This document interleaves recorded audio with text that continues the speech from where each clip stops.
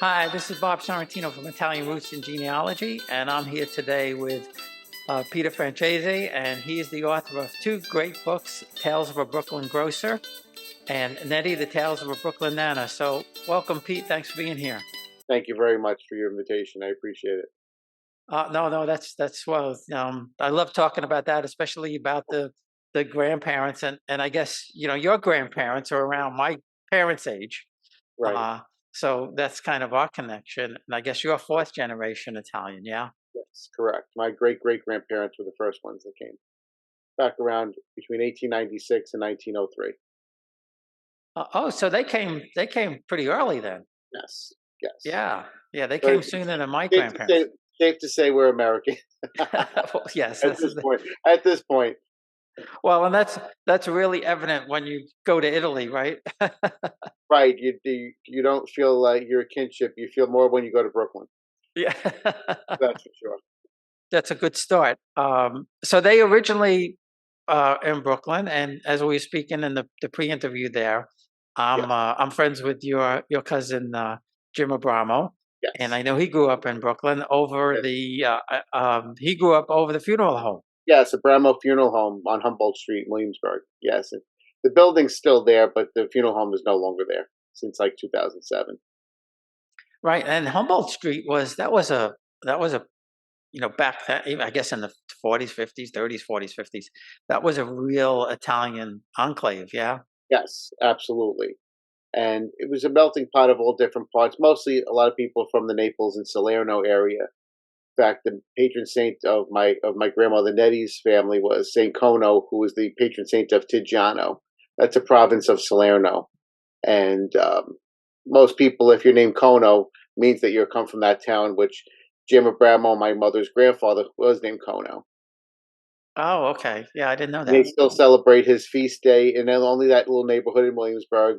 If you go anywhere else, you're not going to ever heard of him usually. Oh, and yeah, there used to be. I don't know if it's still there, but there was a great pastry shop in Williamsburg. Fortunato's, Yes, yes, Fortunato's, Fortunato. still Are they there, still there?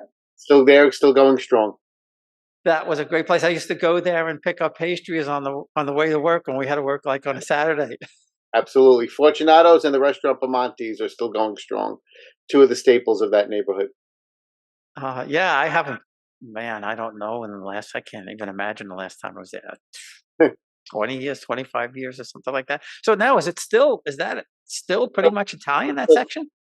It's a total mix. It's a mishmash of new generation, what they call hipsters, some of the old people still holding on, and different nationalities. But some of the old staples, like those two restaurants, the pastry place, the Feast of Our Lady of Mount Carmel every July. There's certain things that still bring people back to the neighborhood. But it doesn't look like the neighborhood when my mother and Jim and of course my grandfather were growing up. So much has been torn down, so much has changed. So that was my inspiration why I wanted to write these two books. Because the author Betty Smith, who wrote the most famous book, A Tree Grows in Brooklyn, about that area, said one day there was not going to be a neighborhood to go back to. And she said that during World War II. So she foresaw that 80 years ago that that neighborhood was going to cease to exist. And while it held on a lot longer than she thought, it is a time that you're seeing completely pass. And I saw, well, I was a child, my grandmother, I think it's because I lost her so young at 11 years old that I realized that the whole world was changing then. And then when my grandfather, on my father's side, was in his 80s and 90s, I knew that when he died, the whole story was going to come to an end because no one else would be carrying on the story. So I was determined to sit with him and try to capture what that Brooklyn was before it was completely lost. And that's a really good point, and that's kind of what I try to do a little bit with my book and my book and Dr. Eddie Iannuccelli's book or books, where he tells people you have to write this stuff down, even if you don't publish it. You got to put those stories down. I look at it this way. It's taken me 30 years to put back my family tree together because at some point, somebody didn't see the value in it anymore. They were living instead of researching. They were living looking forward instead of looking behind. And I understand that we should always look forward and not live in the past. But on the same token, we shouldn't deny the past or lose it along the way. And I think it's a travesty to the people we came from who got us to where we are if we forget them. Yeah, absolutely. And you know, I'm a firm believer in that they really, you know, they or somebody, they want us. They some of us are chosen to do this because they want to be remembered. You Right. know, maybe it's crazy, but that's the way I feel. I also look at it like this. I'm a funeral director as well. And some people ask me, what's the value of going to the cemetery? Why do we bother with graves? Well, we all have our own different thing about cremation versus burial, graves versus being scattered or put on a shelf or whatever everybody wants to do. But my thought is, when I go out on that quest and I'm going through that graveyard or a cemetery, wherever it is, and then all of a sudden you find that monument or you find that little plot of land, and you know this ancestor who's been there 100 years has been sitting there and has been sat there forgotten, and you found them. It's like meeting them in a profound way, and you feel that connection because you know a century ago there were people in your family that you descended from that was standing around that little plot of land, grieving and celebrating a life. But then somewhere along the way, it got lost, and now you found them again. So it's like you've given them a new life. You brought them back to life because now you're taking a bunch of puzzle pieces and you're sitting there and you're putting them back together, and now you have your ancestor. And you know what? In my heart, I feel like they have you then too. Yeah, no, I know what you mean. And you know, I had the privilege of going to my great grandfather's grave in Italy just recently, Wow, that's really well. and there they put the pictures, right? Yes, Uh, and like you said, it's a just knowing that here's a man who was born in 1853. right, So 100 years before I was born, right, sure. and like you said, you feel a connection. At least I did, Oh, anyway. absolutely, I did absolutely. I remember walking in the back of St. John's Cemetery and finding my grandmother Nettie would always tell me that her grandmother was buried, and that there was a paper, and that would lead me to that grave, and then she died. And I remember going with that deed and trying to search for this grave, and then seeing this black granite stone with her name etched. It looked ancient as could be. She had died in 1925, and then to find out that she was killed in a car crash in 1925 on Long Island. Who would think Wow. that a car crash would kill your great great grandmother in 1925 in Lake Ronkonkoma area, Bohemia area? So you find that then you start piecing back, and you realize all the things they lived through, and you say, "Wow, a car crash took out this old lady who was a widow, had 7 kids, and boarded that boat without any man to help her, just her bunch of her kids surrounding her and hoping for a new life, and that's how her life came to an end." And it just blows your mind when you look at what they went through. And it really informs us as we go through our own trials and tribulations in our lifetime and our own personal stories. When we look back at them, and sometimes their stories inspire us to keep fighting, to keep going and carry on, because you know what? You're there living. You're there living history. You're there living answer to their American dream. That's how I look at our lives today. We're the answer to all those ancestors' American dream. They didn't get to live it most of the time. They got to start it, but they didn't get to see the benefits of what all their work did. I mean, I look at Pete the grocer. He got to see his oldest son graduate college, but he didn't get to see his grandchildren graduate college. Mm. Get to see his granddaughter become a doctor. He didn't see things that he could have never imagined.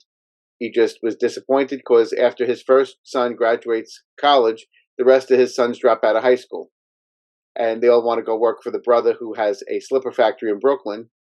And the grandfather told my great grandfather, Pete, the grocer, told my grandfather, Pat, when he was 16 or 17, whatever he was when he left school, he said, "You're going to be a donkey for the rest of your life."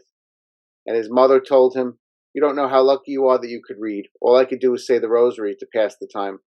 You don't know how lucky you are." And I always think about those things. And that was my grandfather being the key that united me to the past, because they weren't just the old picture of black and white of perpetually dressed in black women, and, and the grandfathers always stand in their suits, and they don't stand touching each other. They just stand there, not particularly smiling. In every picture, they look the same until they die.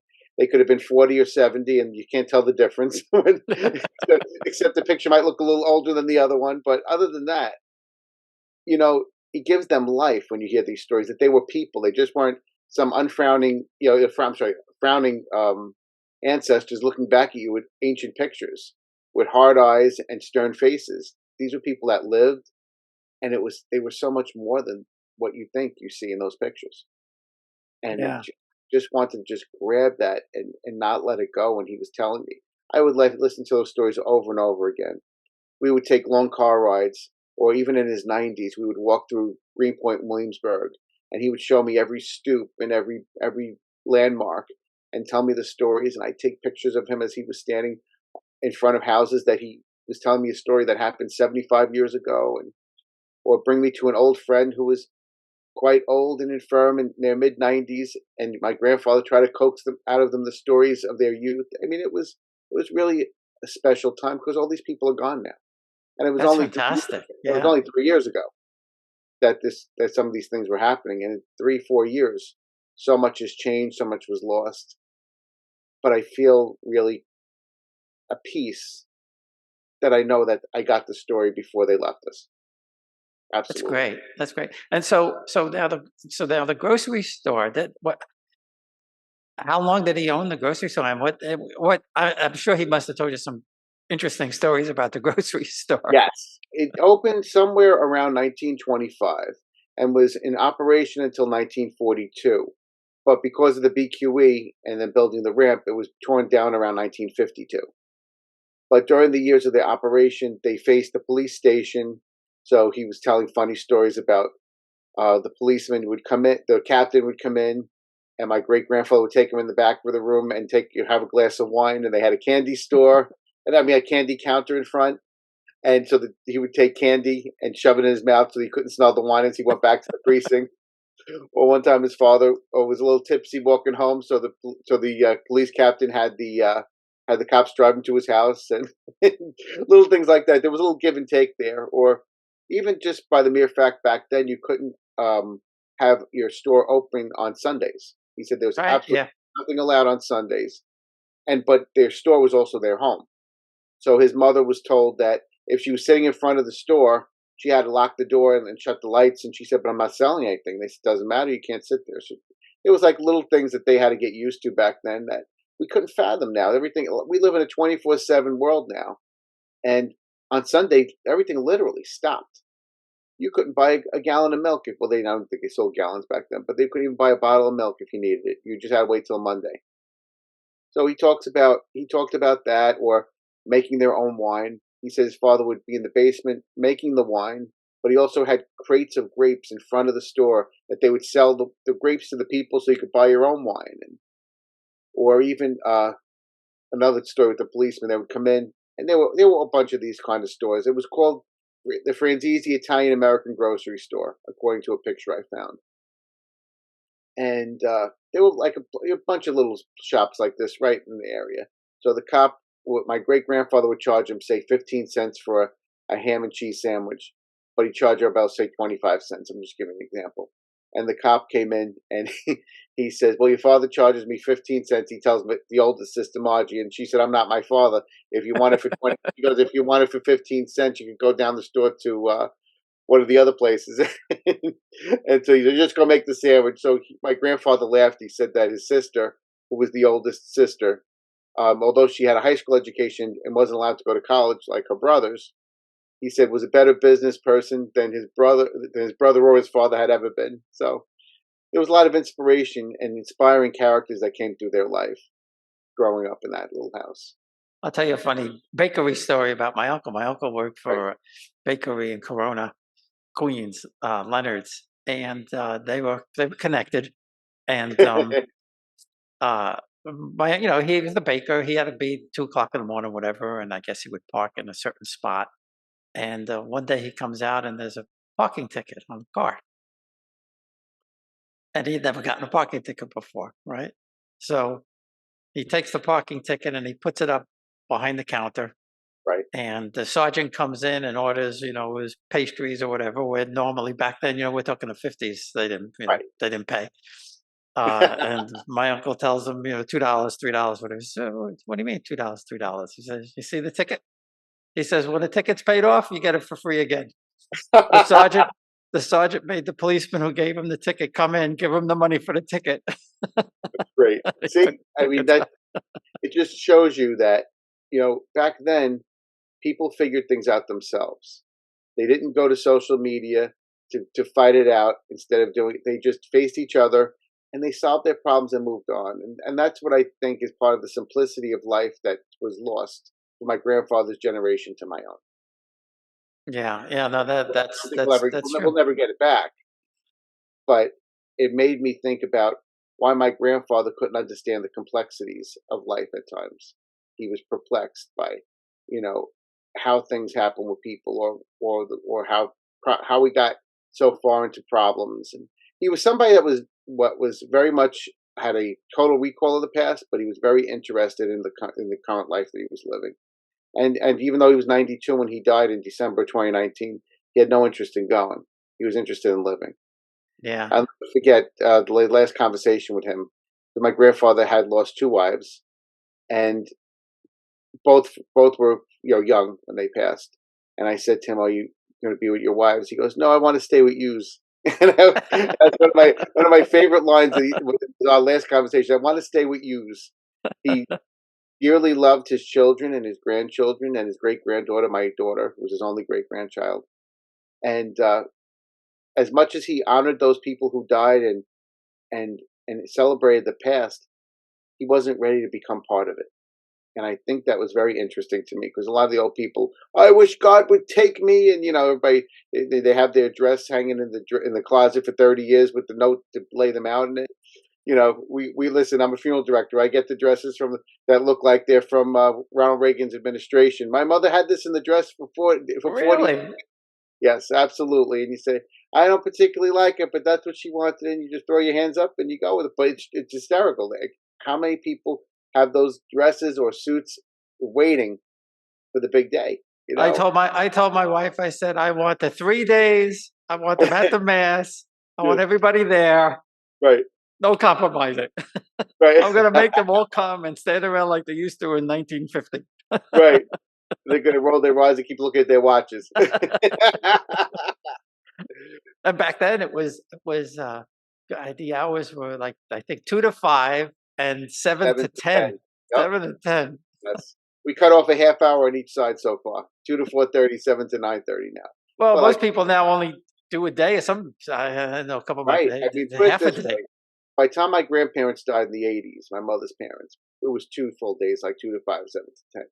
Could have never imagined when my mother died in 2021 that it was going to be one day. And I just know to never pictured that. There are certain things even your own family changes that you never would have guessed that you would have lost in the bet, because I would say, "Oh, my mother, I would have laid her out 2 days," and when it came time to, my father said, "No, no, I can't do more than a day." So it's just interesting how back then, I mean, his mother, who died at Christmas, was laid out 3 days, was laid out Christmas Eve and Christmas Day with 3 of the days of her wake. Yeah. And Well, we used to. stopped for nothing. It stopped for nothing. You know, the difference now is people tell me, "Oh, I have a vacation and I'm going to have the wake in a couple weeks." Back then we didn't know about not stopping life if somebody died. So, my grandfather, like you tell somebody in the old generation, like my grandfather, Aunt so and so died.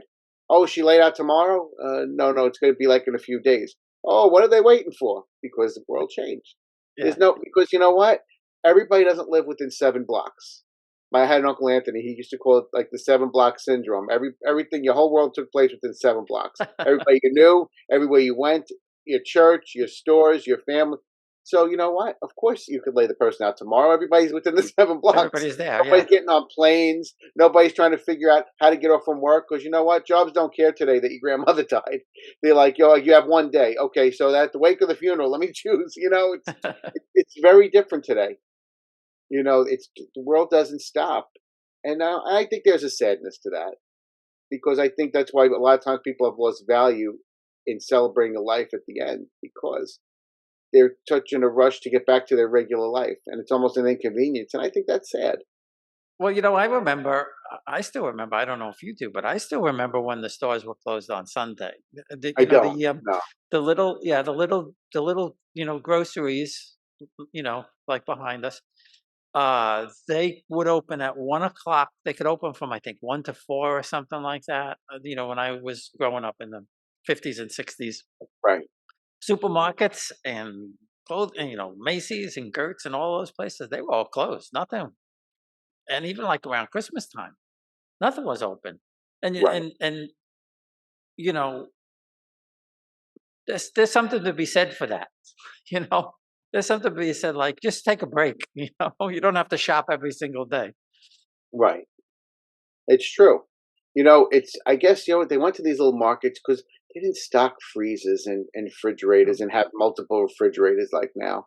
I mean, think about it. They lived in railroad rooms. They had one refrigerator, and sometimes back, I'm sure far enough, they had an ice box. Icebox, yeah. So you know what? It was only as long as that ice cube was going to last in that bottom drawer. So you weren't going to buy stuff. I had an aunt who lived to 101. She still lived that way. She only bought a little bit of groceries at a time.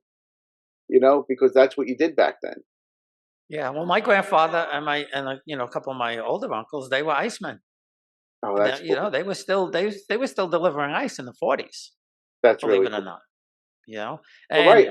I would say the ice box. There was still people had ice boxes up through the 50s. I would say, right? Not the 60s, right? I don't know. not the 60s. I mean, maybe the early 50s. I don't remember seeing it, Yeah, but yeah. I never saw an I ice know my box. uncles were still delivering ice in the 40s. Oh wow. So Cool. and in Manhattan and everything. So Right. um, there were definitely still people who just were hanging on to what couldn't afford or whatever the case may be. Sure. Um, that they didn't have it. But you mentioned Saint Mary's. Uh, Most of my family is buried there, and I could walk down the rows and I say, "Oh, I know them. I know them. I know them," because Right. everybody from Corona, Queens, is buried at Saint Right. And, Mary's. like with our family, it's St. John's or Calvary, Yeah, and you know what? It's true. You walk around, sometimes, especially St. John's more than Calvary. I feel like it's like you're walking around the sections. You're like, oh, I know her. I know this. You feel like you're revisiting them again in a funny yeah, way because yeah, it's like yeah. they're all neighbors in life and death somehow. It's Yeah, cute. that's a good It's like, way. oh, That's a good there's way to put there's it. she used to live across the street, or this one, oh, I remember her. I used to see her on Graham Avenue, or it's great. Or there was also remember there was also relatives you really didn't know them because I guess you came. I don't know about you, but for me, you came later on, so you only saw them when somebody died. You didn't even know how they were related. You just know they were in quotes the cousins, and they were always there at every wake. So you just assumed you were going to see them, and then you grow up, and then you realize nobody else had died because they were all gone. You say, "Do you wonder what happened to those people? I guess they must have died too." I hope we weren't supposed to reciprocate because I never even know their names. So that um, you may have mentioned that in the on Facebook. My dad covered Brooklyn for, like, I guess, almost 20 years for the Daily News. He was a Oh wow, photographer for the Daily News. that's cool. So, he knew all those neighborhoods, very well. I mean, Right, he knew Brooklyn like the back of his hand. And later on, uh, then he covered Queens for almost 20 years also. right. But uh, I have pictures of, the last train pulling out of Myrtle Avenue. He took the photo of that, and the Dodgers. He covered the Dodgers before they left, and things. So, I have, while I never lived in Brooklyn, I have the Brooklyn connection. You absolutely. And he had, the Tony the Fruit Man laying on half hanging out of the car, and Oh wow, that's cool. he was more than the Fruit Man, Right, apparently. right, right, right, right. That was the front. um, After Pasquale came out, see, part of the story is my father was his son, but my father never grew up with his parents. And part of my main drive for writing this book was to give my father the mother and father that he never had, his biological parents that he never had.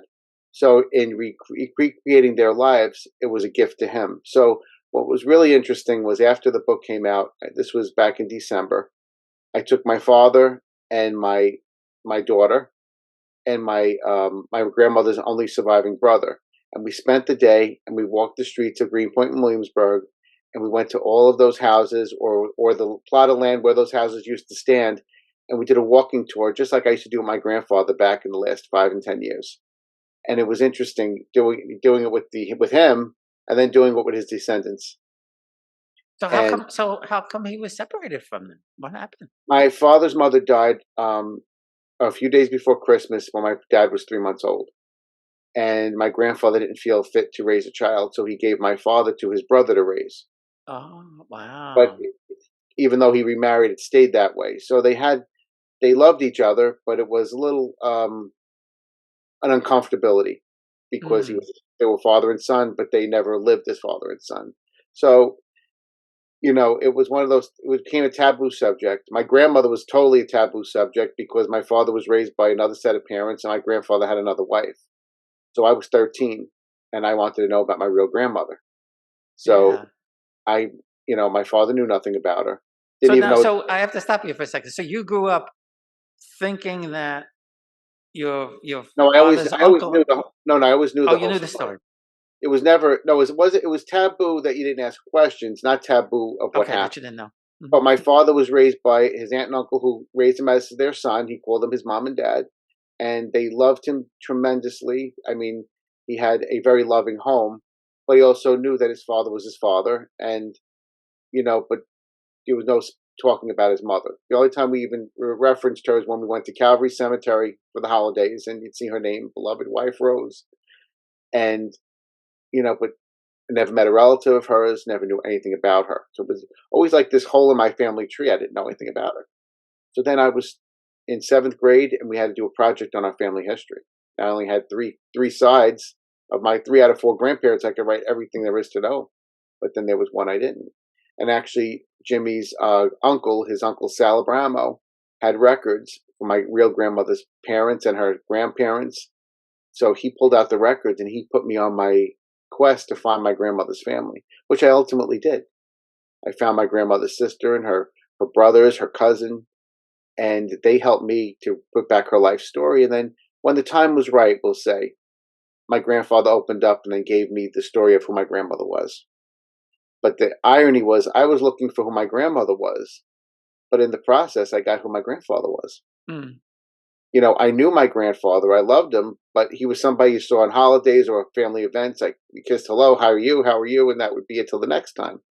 And then when I was 16, my father asked him to teach me how to drive. And he had just recently become widowed for the second time. And he would start to tell me stories. One week would be about the first wife, one week would be about the second wife. And I started to understand him a little more. And then when I was in my 20s, I went over there, I think it was in February of 2006, and I said, I want to talk about the past. And he was open to it.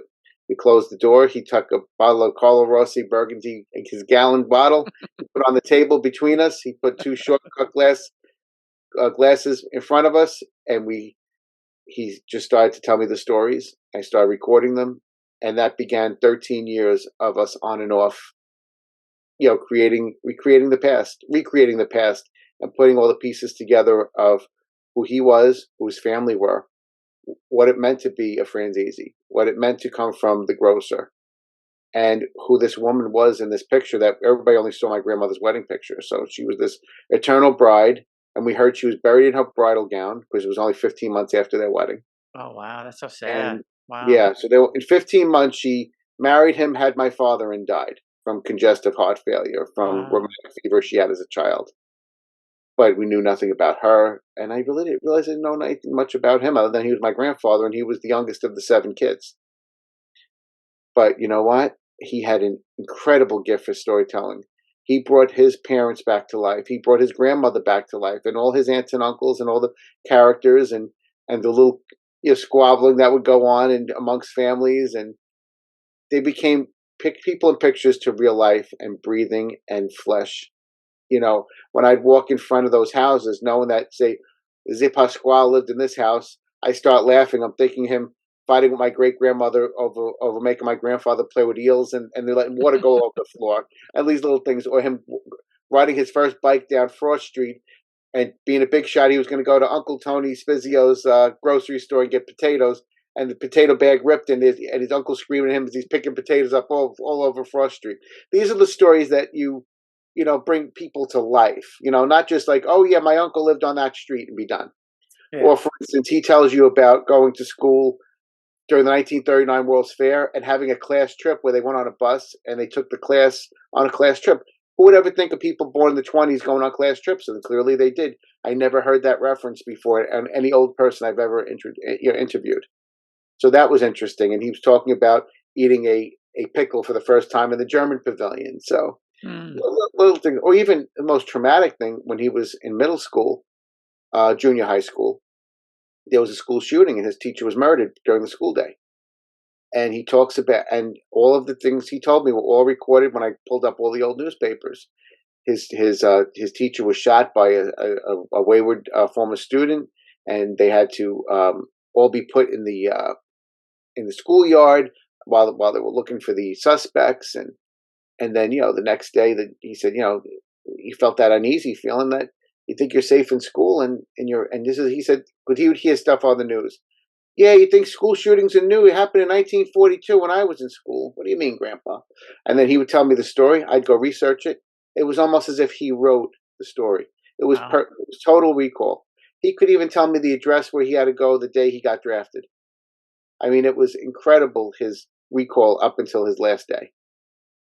That's fantastic. It was That's inspiring.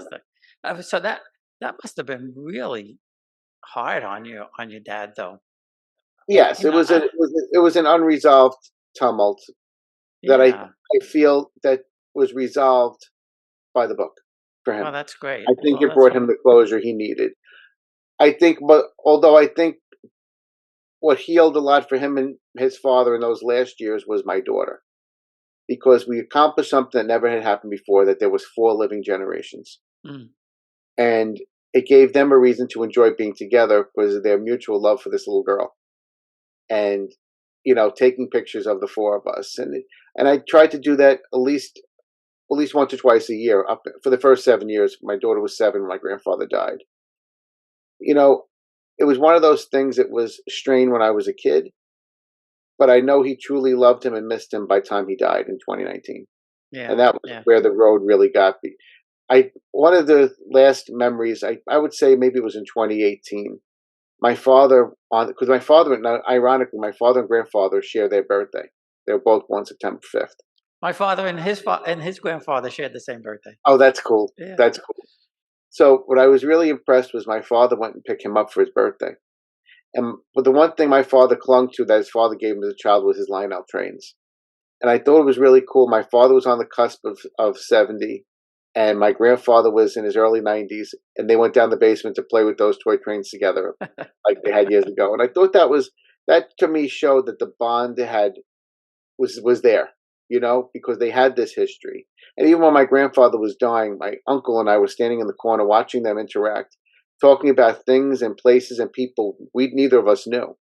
And although we were closer to my grandfather, my father was, we realized that everybody was cutting it short, like selling it short, I'm sorry, the relationship, because clearly they had a history. They did share things. They did have this saga that they lived that we weren't part of, because my uncle is 9 years older than me, so we came much after to my father and my grandfather's interaction. Or my grandfather worked for his brother, who was Carmine. They had a Brooklyn box tow. It was a slipper factory. My grandfather was the foreman. But he started off skiving leather when he was 16, and that's why his father got angry. He wanted him to have a college education, and he said, "This is what you want to do?" I was watching him skive leather. But my grandfather was 16. He wanted to work, and he wanted to, don't forget, World War II was going on. Yeah. He was coming of age during the war and ended up going to the war. And you know what? He was living a man's life as a boy. Yeah. And you know what? It took away being a boy from, especially one of his brothers was killed over there during World War II. So, those experiences made him lose being a child, because he wasn't talking about riding his bicycle anymore. Now he was talking about making a living. And I saw how the loss of his brother basically pushed him to want to grow up. Yeah. Yeah. Absolutely.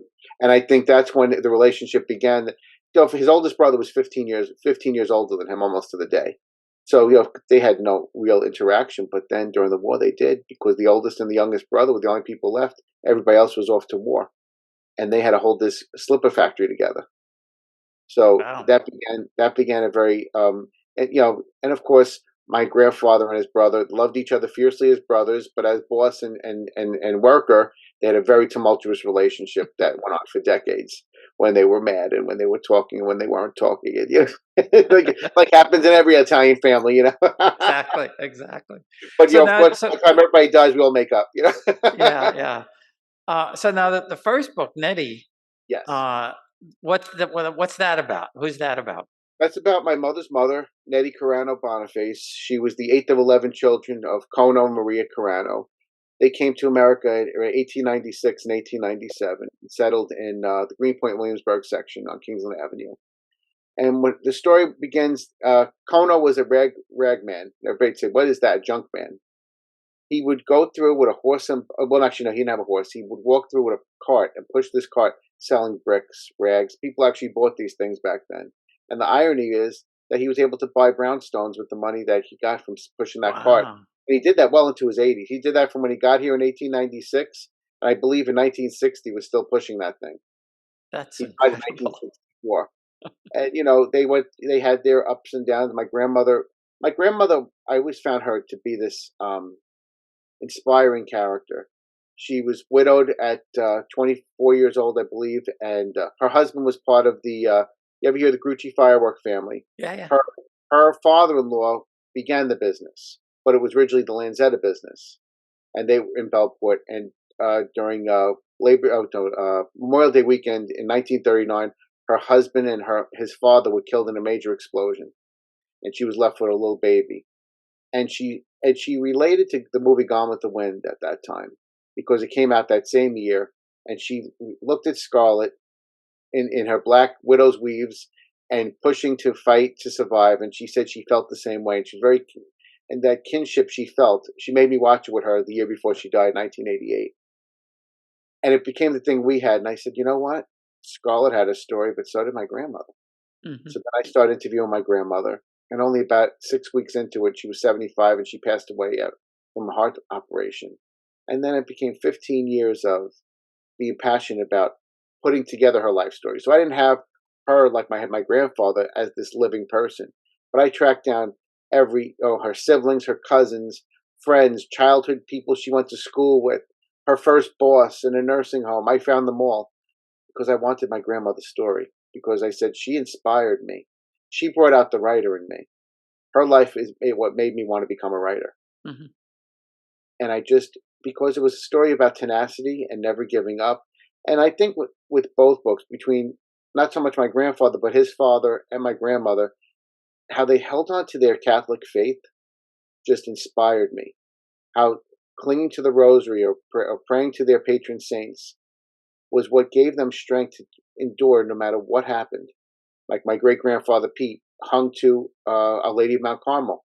In fact, the statue is still within the family after all these years. My grandmother clung to St. Anthony. And St. Anthony would get her through every crisis. She also lost two spouses, and like I said, she went through that terrible tragedy, and she had to take care of a lot of her family who were sick, but she held the homestead together. The 145 Kingsland Avenue. That was the family homestead from 1935 to 1996. Wow.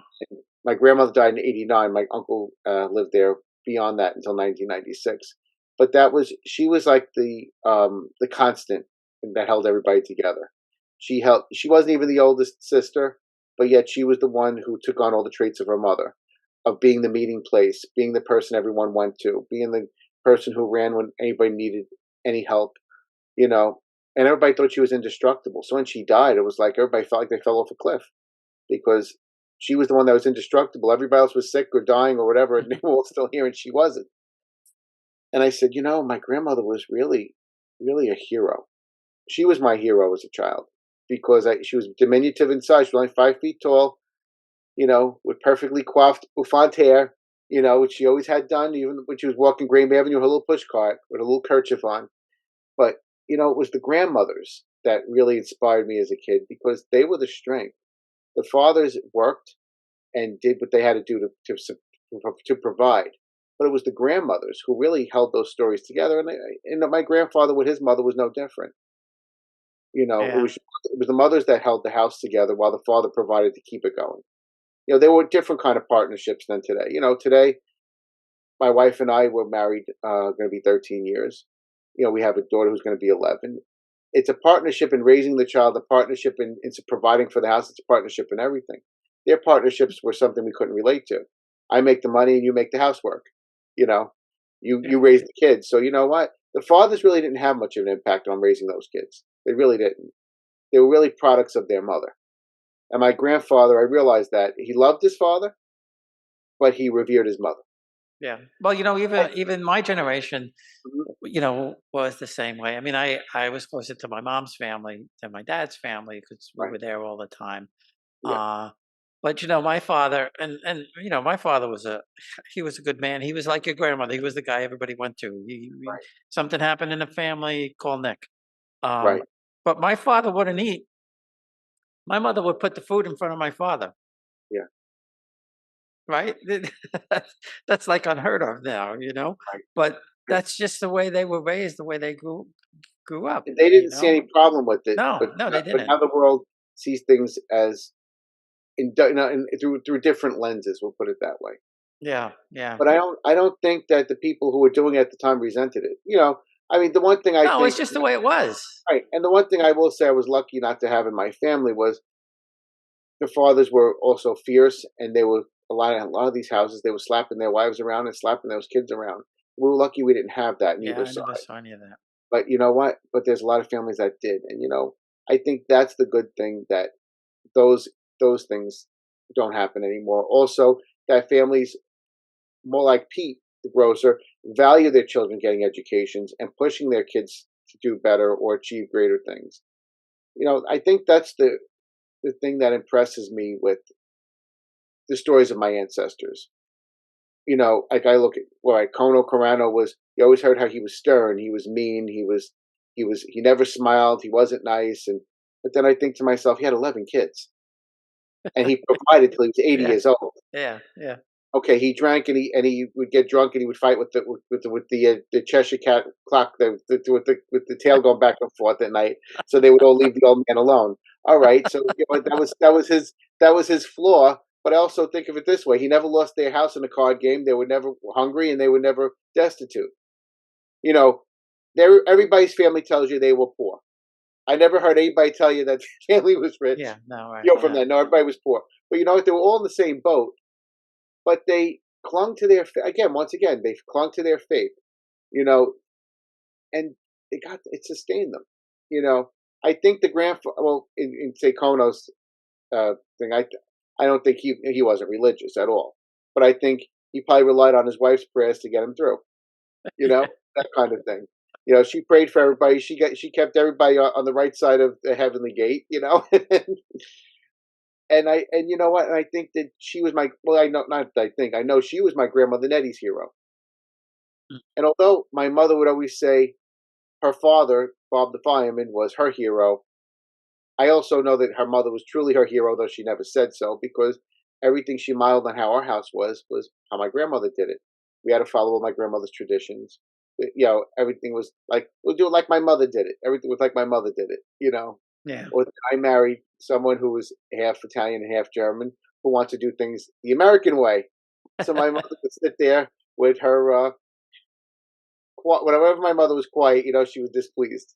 So you know, don't you, so the joke was, don't you teach her the ways? My wife would say, the ways after 10 years. I'm still learning the ways.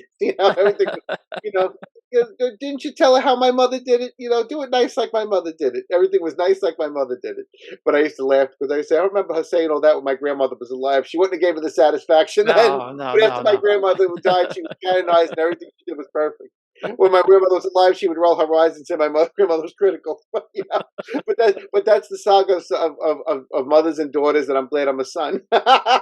Yeah, yeah, no, absolutely, absolutely. So I have to ask before we go, Yes. how did you wind up in the funeral business? Uh, it's funny. There's so many different things that would lead me there. Because originally I was a television reporter at Yeah, I newspaper, saw that. and then I was inspired to become a high school English teacher. And unfortunately, during my time as a teacher, a lot of my students passed away, and I realized that you can't stop death. But death is a thing that people ask you, a lot of questions. And the reason they ask you questions is because they're afraid of it and they're Hmm. uncomfortable by it. And I also think about when you go to a wake, everybody tells you you're in their prayers, and then they go home, and you wonder if they were really prayed for you by the time they even got to their car, and you don't hear from them because they did what they had to do going to the wake. And I said, I don't want to be that guy. I want to be the person who calls you the day after the funeral, who sees you through that time and helps you make your decisions because your mind just shuts off. I mean, I'm a funeral director, and I took care of my mother's services, and you know what? My mind shut off doing it. I was going through it like a robot. And that's what happens to everybody. When you have these profound losses, you lose your mother, you lose, no matter who you lose, but, especially when you lose your mother, you know, I mean, there's terrible losses like the spouse and the child, but your mother's like, I don't know, you lose a part of, you're such a major part of yourself. And going back to the history part, I think of my mother's funeral, and it was freezing day. It was St. Joseph's Day in 2021, and everybody's sitting in the car because everybody's freezing. I stood by that grave and I watched that casket go down to the ground because you know what I realized? It was a treasure box. A casket is a treasure box because everything that anyone will ever need to understand me completely was in that box. And now Hmm. she was buried treasure. So when you ask me, what's the value or what's the point of a cemetery and why people go? Because that's a place where you buried your treasure. And so you go back. I know you can say the soul isn't there and stuff, but it's a place to go and see their name is etched in stone and stand on a little plot of land and know that, a monumental thing happened in your family on that plot of land. And a person who is the reason you are here today lays to rest there. And you know what? It doesn't kill anybody to take a couple minutes out of their day to stand there. And whether you pray, you don't pray, you just thank God or just thank the universe that you're here today because that person lived. Well, yeah, yeah, and that's really profound. I remember a priest many, many years ago saying that, you know, when you cry, you're not crying for the person, you're crying for yourself, Right. you know. And you Uh, know what? Having been a funeral director during the pandemic, that must I have saw been, so much. I yeah, saw so much of. I mean, I wrote some of it in my book, but you just you saw things, and then when a person doesn't have the ability to say goodbye, that was the biggest travesty of that I wasn't able to provide, and that was, I think, the hardest chore for me in my career was, it's our last time to honor somebody and to be taken away. Whether you choose not to is another story. What it's taken from you is a different story. yeah, You yeah, I mean, going through that made me think about my grandfather because I said, they went through depression, all these things. I said, well, now I went through my own defining tragedy that will change the course of my career and my life forever. You know, going through that. I mean, and then I think about what really because I mean we hear about the Spanish influenza of 1918, and you might come across a death certificate in your family of some cousin or obscure person or maybe a direct relative who died of it. It didn't make any impact on us. We say, "Oh, you just figure it happened," and people went on, didn't think about it. And I wonder if that'll happen with this. So yeah. that's what I mean about it. But it made me think about the Spanish influenza more. And there's also a part of in First Calvary of Calvary Cemetery, enormous open field. And I said, why would they never sell these graves? The grave ticket told me it's a mass grave for all the people who died during the No Spanish kidding. influenza. Wow, I Yes, didn't know that. didn't I know it didn't know that. until I came across that, and I said, I think about they were showing Hart Island with all those people being buried during the pandemic. I said, we're all surprised because we're not informed by the past that these things happened already. And somehow, and I think that's what gives us hope for the future Yeah, because we yeah. make it to the future by looking at the past. It informs the present and gives us hope for the future. Well, my dad used to uh have to go to Cypress Hills in Yeah, Brooklyn. Cypress Hill Cemetery. Mae West is Yes. there. Yeah, he used to have to go every year with Houdini's wife and wait Oh, for Houdini to come back. I love it. I love it.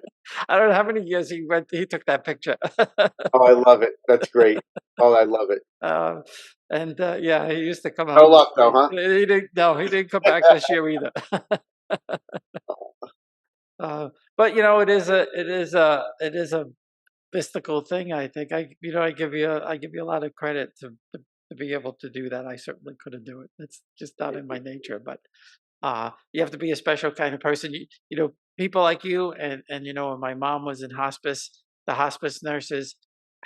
I never met anybody like the hospice nurse that took care of my mom. Just incredible human being, and to be able to deal To with me, that. those are the angels of mercy that Absolutely, without that come along question, your way.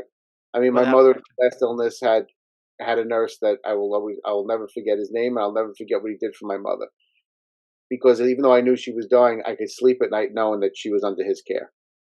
And Yeah, my wife's also a nurse, never anything is satisfying for me when I hear somebody tell me with gratitude how grateful they were for my wife and the care that she provided them and how she helped them to get better. yeah. It's Well, really my rewarding. my my daughter's a nurse. My kids are young because we adopted them Oh, in the 90s. But my daughter's a nurse now, and it's just same thing. She'll come home and she'll say somebody wrote her up, or somebody's uh, they have these little things, I guess, where they could write a thing about the nurse that took care of them, and mhm, you you feel good that you have somebody in the family being able right, to care for you. The doctor comes in for 2 minutes and says, "How you feeling? Goodbye, see you later." But right, the nurses are exactly, there with you for 12 hours, right? right. Yeah, it's a special kind of people. Um, well, listen, Pete, this has been fantastic. I mean, I could go on Oh, for probably another 5 hours here, but it's been uh, such a pleasure.